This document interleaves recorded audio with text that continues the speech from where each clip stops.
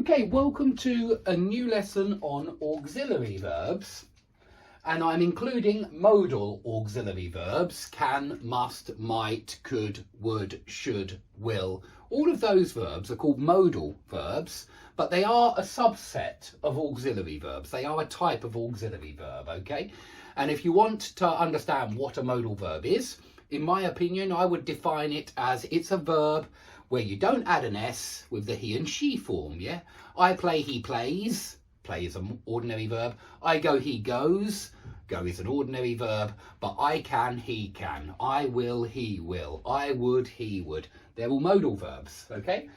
Now, auxiliary verbs like have or has or am, is, are, we use them in tenses, as you have seen many times in the last few classes, but we also use them in questions, yeah? Do you have a brother? The do is an auxiliary verb.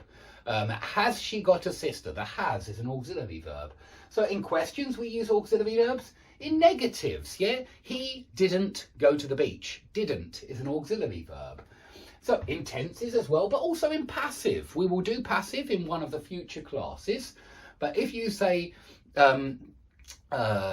something like I kicked the ball, that's active. But if you say the ball was kicked, was is an auxiliary verb, making it passive. Yeah, the ball was kicked by me.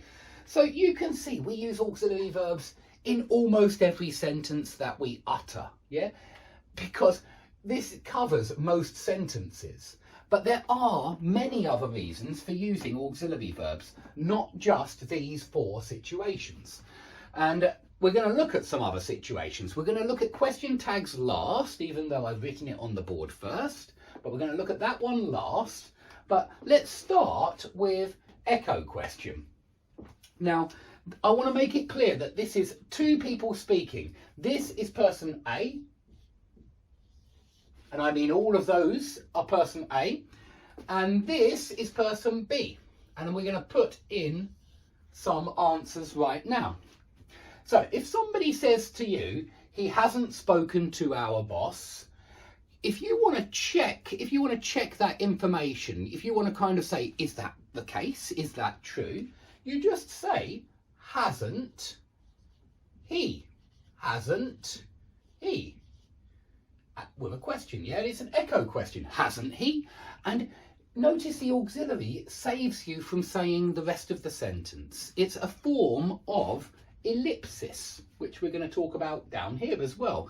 But we just say, hasn't he? And it means, hasn't he spoken to the boss? Hasn't he spoken to the boss? Hasn't he?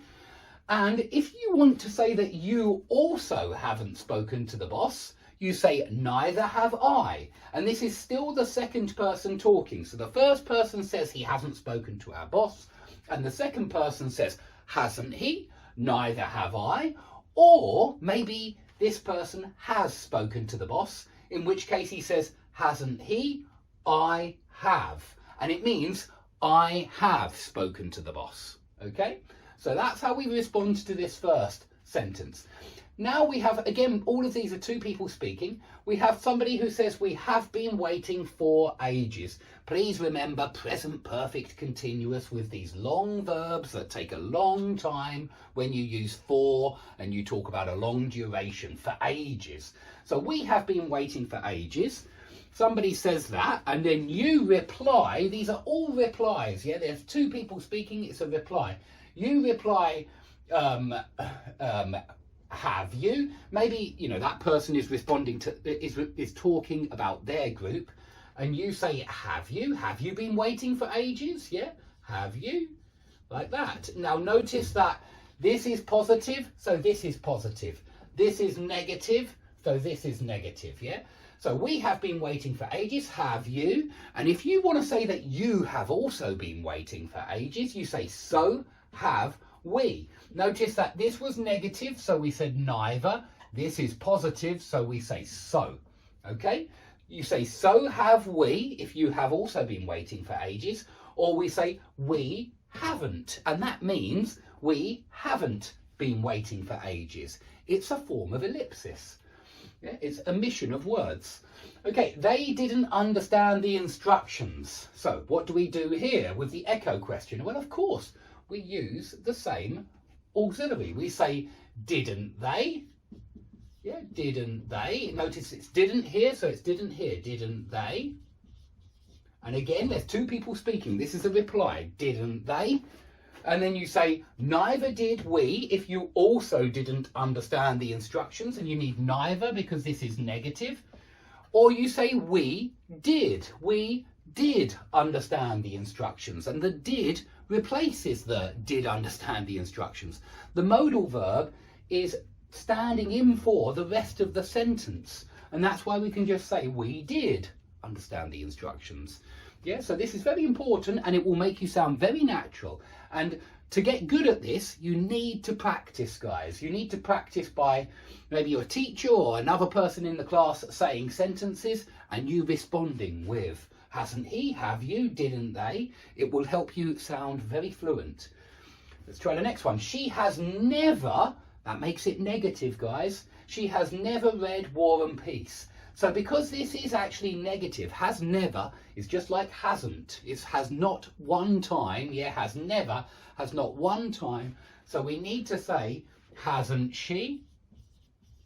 Hasn't she? And then if you haven't read War and Peace, you say neither, because this is negative. Neither have I. But if you have read War and Peace, you say, hasn't she? I have. I have read War and Peace. And it's ellipsis. Okay, next one. I can juggle 4 balls. This is actually true. I can juggle 4 balls. You might say, can you? Yeah, and notice this is positive because this is positive. So this is positive. Can you? And if you can juggle 4 balls as well, you say, so can I. I can juggle 4 balls. So can I. But if you can't juggle 4 balls, you say, I can't juggle 4 balls. But you don't need to repeat that juggle 4 balls. You just say, I can't. Okay, last one here. I won't be coming next Saturday. Notice we're using future continuous, and we very often do when we give a specific time in the future, next Saturday. And so I like to remind you of these tenses in other lessons as well, because they're so important. So I won't be coming next Saturday. You can say I won't come next Saturday. That's correct as well, but I won't be coming next Saturday is very common. So we very often use this future continuous for future plans. So I won't be coming next Saturday. Won't you? Yeah, that's to check the information. Won't you? Won't you be coming on Saturday? Yeah, or what, won't you be coming next Saturday? And then you say, neither will I, because this is negative. Yeah, so notice you only use so for positive. You use neither for negative. Neither will I, if you also won't be coming next Saturday. Or you say I will, and it means I will be coming next Saturday. Okay, now that's one reason we use, well, there are 2 separate reasons really why we use auxiliary verbs: for echo questions and for agreeing or disagreeing. Not really agreeing or disagreeing, but for saying that you also, that you also have spoken to the, or haven't spoken to the boss, or you also